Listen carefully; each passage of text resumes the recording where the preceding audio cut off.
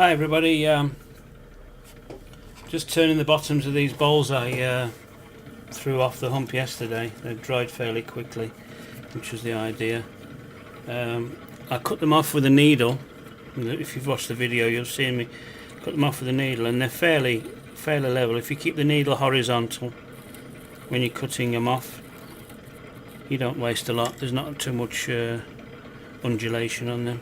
You just run a tool across it quickly just to get it level. I want to spend a great deal of time doing this. I throw them so they're almost done. Just got to take this burr off. These are going to have an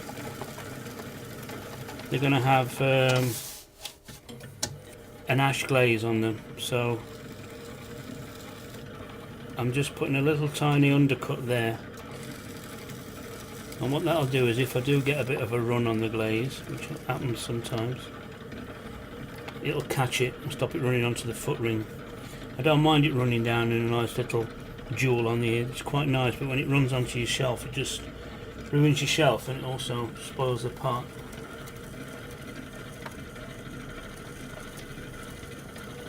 I was asked a question after the last video I posted about, don't you get S cracks? Whoops! Don't you get S cracks in the bottom? And I don't, because when I'm throwing the pot, I use a rib to smooth the inside and add a bit of pressure to it, and then when it's finished like this, I use my stamp just to add a little bit of pressure to it on the outside, and it helps prevent that crack. I've never ever had any S cracks from throwing off the hump. If you're worried about it, you can always burnish it a little bit with your finger, but then that affects the absorption of the glaze sometimes. If you burnish the bottom, when you put the glaze in, it's thinner there, but obviously because the surface is a lot smoother, and therefore it can't be absorbed as much. So if you want an even glaze, you shouldn't really be bothering with burnishing the inside. These are going to have Shino on the inside and Shino on the inside and ash on the outside. It's got a little rim there, look, you see the rim catches the glaze if it runs. These are a little bit more fluted. Okay, just do you one more. Then we're on to the next row, next board full of pots.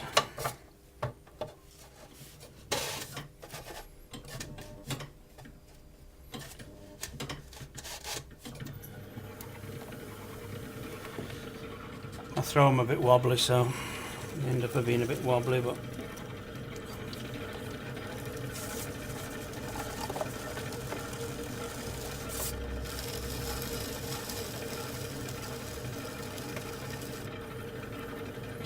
you get into the swing of things, that you can get through quite a few.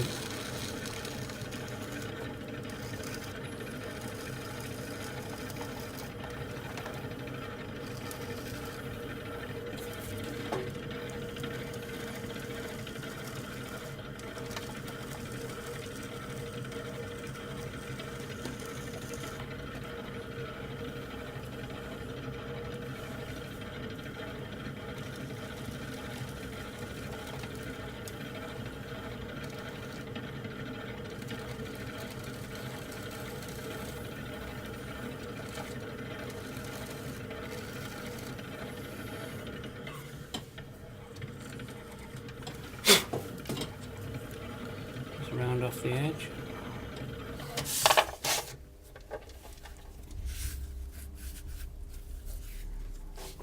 And